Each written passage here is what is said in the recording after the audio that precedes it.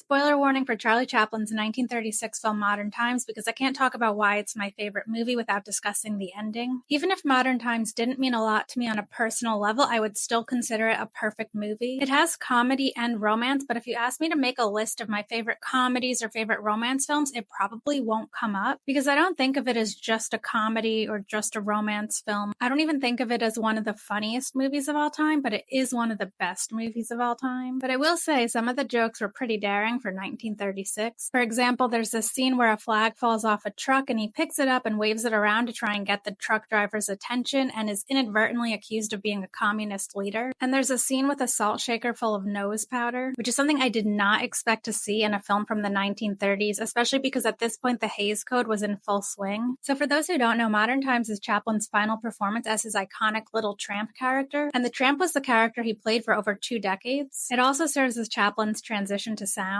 He was reluctant to make the shift from silent films to talkies, especially because he was worried the universal appeal of the Tramp would be lost if he suddenly started speaking, so he compromised by making a partially silent film. And he found the perfect balance because the way sound is selectively used really adds to the film. Because Modern Times is about industrialization and most of the sound in the film emanates from machines. There's also music and sound effects, but for the most part the characters are quiet and the machines make the noise. Some of the characters even use machines to communicate instead of speaking, which really emphasizes Chaplin's concern over the dehumanizing effects of industrialization. These ideas about the dehumanization that stems from industrialization are part of what makes Modern Times such a timeless film. It's a movie that was so ahead of its time, and yet it feels more and more relevant as the years go by. Chaplin even becomes a cog in the machine in the most literal sense. There's this Big Brother type of screen that watches the workers years before George Orwell wrote his novel 1984. Then there's the feeding machine, so that employees never need to stop to take a lunch break. They can just work nonstop to increase productivity. It's as though human beings are becoming more like machines, because we're constantly working to the extent that our lives almost seem mechanical. It's just this monotonous repetition of mindless tasks. It's very telling that one of the earliest shots in the film is of this herd of sheep, with the black sheep, of course, representing our protagonist. So it's as though human beings are becoming more like machines, yet simultaneously machines are replacing human beings. Obviously, these ideas were relevant when Modern Times was first released, but they still felt relevant the first time I saw the film years ago, because we had people complaining that computers and self-checkout were eliminating jobs. And Modern Times feels even more relevant now because we have people worried about AI replacing jobs. It's as though Chaplin was trying to warn us about some of the repercussions of advancements in technology. As technology improves, companies start eliminating jobs. So then you have people who are unemployed struggling to find work, and the people who still work at those companies end up having to take on a larger workload to pick up the slack to compensate for all the jobs that were cut. So most people are either unemployed and struggling, or are grateful to still have a job but are doing the workloads of 3 people for the price of 1 until they have a mental breakdown. But I digress. Part of what I love about Modern Times is how Chaplin sought to make a film that would comfort people during the Great Depression. And I feel like this is one of the rare instances where a celebrity does something like that with intelligence and empathy, because movies can be a means of escape for people, especially when they're going through tough times. But sometimes seeing something completely unrelatable just squanders it, and Chaplin didn't give the people some unrealistic fairy tale. He could have had the tramp accidentally stumble upon a ton of money and have all his problems be over, but he didn't. If Hollywood tried to do something similar today, we'd see someone complain about being broke and unemployed while inexplicably living in a massive 2-bedroom apartment in Midtown Manhattan. Chaplin created this film that's funny and hopeful at a time when people needed that most, but without doing it in a way that feels completely out of touch and tone deaf. He refused to shy away from how bleak things could be. Paulette Goddard's character, the Gammon, steals food for her younger sisters because they have no mother and their father's unemployed. And at one point, a group of men attempt to rob a department store the tramp is working at and exclaim,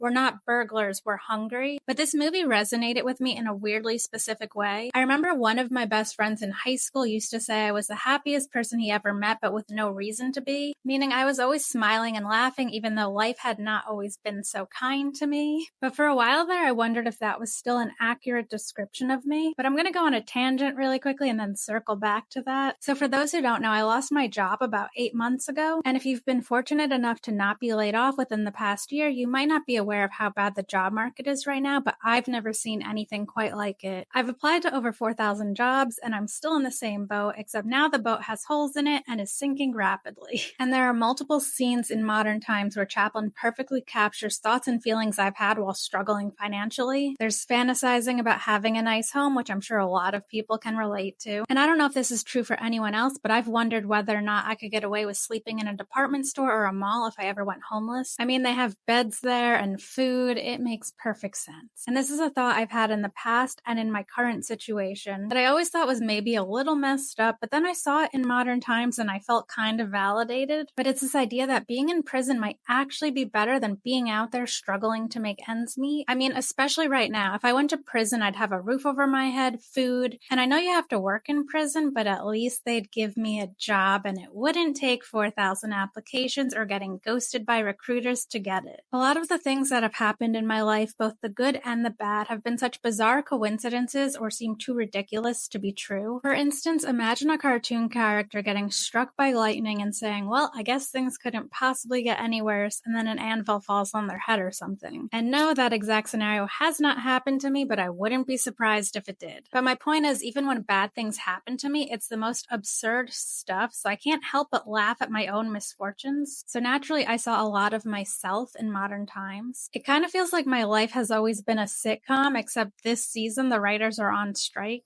I don't want to go into too much detail, but my life is essentially at an all-time low. And around the last time that I rewatched Modern Times, I bumped into one of my neighbors and he asked how the job search was going, and I laughed and replied, horrible. And he looked at me confused and said, but you're still smiling. And that scenario pretty much captures why Modern Times is my favorite film, because throughout the movie, so many things go wrong for the tramp, and he just smiles and keeps moving forward because what else can you do? And Modern Times has my favorite type of movie ending. Again, spoiler warning. I love when movies have happy endings, but nothing gets magically resolved and nothing really improves for the characters. They just try to smile and make the most of their situation. Because in my eyes, that's the only happy ending that's realistic. Because life is a series of ups and downs, there are no happy endings. Even if the characters live happily ever after and the credits roll, that's just the end of the movie. In real life, the story would keep going and everything could completely fall apart right after that. At any given moment, things could always be worse and they can also always be better. Our only viable option is to accept what life throws at us and try to make the most of our current situation. Sometimes you can't fix your own problems. All you can really do is try to find a reason to smile and keep going.